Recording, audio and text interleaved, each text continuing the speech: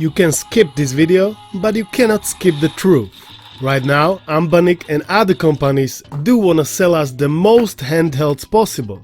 But I guess that can be said about every company, that they wanna sell us the most products they can, and every company do use its own little tricks how to achieve it. Anbernic, for example, is not gonna give us what we want, but it gave us RGCube instead. Last Anbernic handheld that I truly liked was RG556 with 16:9 AMOLED screen plus the new chip, but I also really like the RG405M, unique handheld from last year, and I only had two problems with it: shitty quality screen and weak CPU. I'm waiting for its successor for more than a year and still nothing. All I'm getting is this RGCube with 1x1 square screen and new chip. And no, I haven't bought it with my own money. It was provided to me free of charge for a purpose of honest review by 2Retro. Shout out to them. If you ask if I would buy it with my own money, the answer is no, I would not. Why? Here is a little song I wrote about why not. RGCube is not the one that I was waiting for. No, it's not. It doesn't have it all at screen, and it is not 4x3. No, it's not. I need to wait for the Christmas until my dream will come true. Hope it's not gonna be anymore later. If you feel it same, then I encourage you to join me in the waiting or not. It's entirely up to you. This machine is not the end of the world. There are also plenty of things I like about it. Screen quality is quite acceptable. Not sure why not AMOLED though. It is 720p IPS LCD, 3.95 inches diagonal. The ergonomics of the device are decent. It's comfortable when I hold it in my hands. It has asymmetrical joysticks. Triggers and bumpers are on top of each other, which is the correct way of doing it, not next to each other. Dpad is actually very good. I was surprised by its precision and overall usability. It's like the old school one. Here I'm trying some Street Fighter X Tekken moves, and even with my poor skill I'm very consistent in them. It is a PS Vita game and I'm playing it via Vita 3K emulator. You can easily install it because this device runs Android 13 operating system. It is using the Unisoc Tiger T820 chip with 8 gigs of RAM and 128 gigs of storage. This 8-core CPU can deliver some serious power. Check my RG556 review for proper benchmark comparison. In Vita 3K emulator, you can also nicely see the bezels. Vita games run in 16:9 ratio, so there are big black bars at the top and bottom. Almost every other emulator that runs in 16:9 or 4:3 ratio is gonna have same issues. Or maybe those are not even issues, those are just black bars. And every person has its own preferences.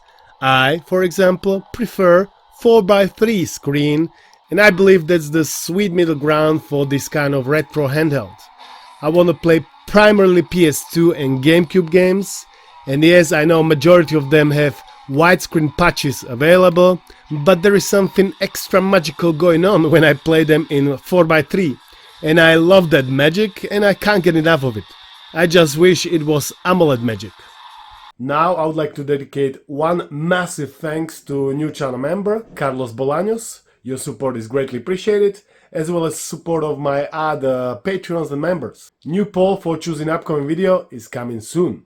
Speakers are not particularly high quality.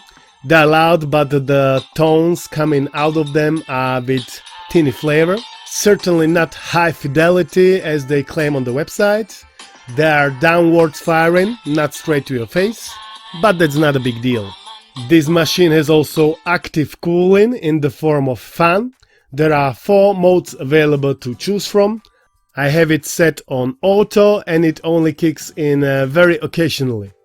The joysticks are Hall effect, and I gotta be honest, when I received the device, the left joystick was constantly going to the left and it was not going to the right side at all. Company that sent it to me advised to press it down hard or take it to the mobile phone's repair. I rather took it upon myself. I didn't know most of Anbernic devices have the screws with the tiny Allen keys ends. It took me a while to find one. I opened it and found a ribbon cable that was not properly plugged in. So I adjusted it, and luckily the machine was working absolutely fine without any more hiccups. This is not exactly what you want to do with brand new device, especially if you don't have this tiny Allen key, or if it would be, for example, the right joystick. It would be even worse, because you would be digging a little bit deeper. Here I just opened a rear cover and adjusted the cable. Around the joysticks there are RGB lights. They can be nicely customized. Brightness, color, mode. This is a very handy feature that is missing unfortunately on the RG556. Now let's check out the gaming. It is a handheld running Android. It comes with pre-installed emulators, PS2, Gamecube, 3DS, PSP, Dreamcast, Nintendo DS, N64, etc. I have installed manually Vita 3K for PS Vita and Yuzu for Switch games. So the emulators are coming pre-installed, but to play some games you need to add your ROMs. Or if you pay extra money, they will come on a pirated SD card. In my opinion, it's not worth paying extra, cause they're always using the cheapest SD cards that will be corrupted sooner or later. So you're gonna need to change it anyway, and the selections of ROMs included is very weak. So you're better off using your SanDisk branded card and you choose the ROMs you wanna have in there. Using 1x1 screen for playing PS2 games in 4x3 is not terrible, but the square screen makes the device a bit taller than it would be with rectangle screen only. Does it also mean it makes it more comfortable? It's impossible to tell without actually comparing it to the other device that is not exactly out yet, so stay tuned. For PS2 emulation, roughly 90% of the whole library is gonna be playable. That means 9 games out of 10 will run absolutely fine. I cannot really compare it to Retroid Pocket 4 or Pro, cause I don't have one. But I can tell you that you can find a lot of comparison videos here on the YouTube where they compare it to RG556, which has exactly same chip and RAM as RGCube. You can make your own opinion, and I can also tell you this one is cheaper. On the website with the taxes and shipping they are selling it for $190. I think you can find it elsewhere even cheaper than that. I've seen a lot of people talking about RGCube being perfect device for 3DS emulation because it has this unique square screen and you can fit both 3DS screens underneath each other, so it looks like a proper 3DS setup. My point of view, it is that I don't really care about the bottom screen 90% of times. I'm absolutely fine with having second tiny screen in the corner or even not having second screen at all. But this is just a matter of personal preference and the games you want to play. Perfect 3DS handheld emulator? Not really. It can play plenty of games full speed, but I wouldn't necessarily say this is the best 3DS setup. Gamecube and V emulation is pretty solid.